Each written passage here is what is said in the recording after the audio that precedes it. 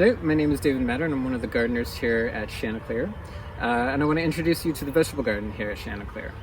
The vegetable garden maintains the spirit of an estate, of the property, but has been modified to be adapted to a public garden setting. I think the best way to show people how to keep a vegetable garden is by doing it. So I have 3 main seasons for crops: spring, summer, and fall.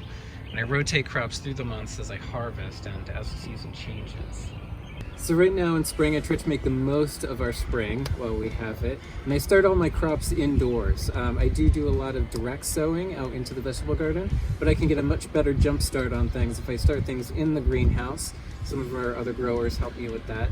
And then bring them out into our cold frames here. Cold frames are great things because they can acclimate to the outdoors. They can kind of buffer themselves with a little bit of protection at night by covering. Putting covers on the cold frames at night, and then the plants are much more accustomed to the outdoor temperatures, and they have a much better jump start when they're out into the vegetable garden. So here in the cut flower garden, where we normally grow a lot of annuals for cut flowers that are used for arrangements around the garden when we're open to guests, is now in full vegetable production mode for this year. So we'll be growing vegetables in here as well.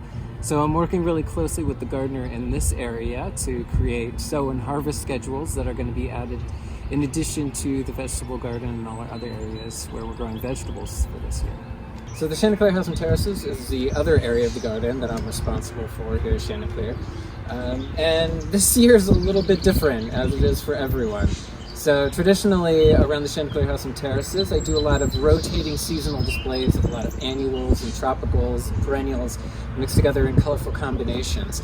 This year I'm going to do things a little bit differently. I'm going to grow vegetables in larger spaces and bigger patches up here on the terrace. It gives me the opportunity to grow vegetables that I wouldn't normally be able to grow in just a vegetable garden.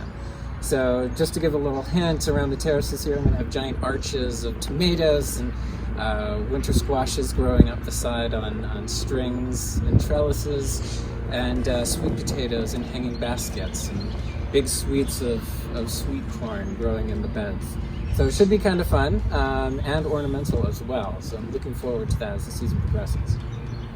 So I harvest all these vegetables twice a week, every week, throughout the entirety of the season. I'm always trying to have a successioning going. So all of the produce that comes from these areas gets distributed to the staff here. I also try to donate as much produce as I can when I can to local food pantries and shelters in the area. Thirdly, whenever we have special guests in the garden or hold special events, I'll supply whatever is in season in the vegetable garden to add towards the meal for those events as well.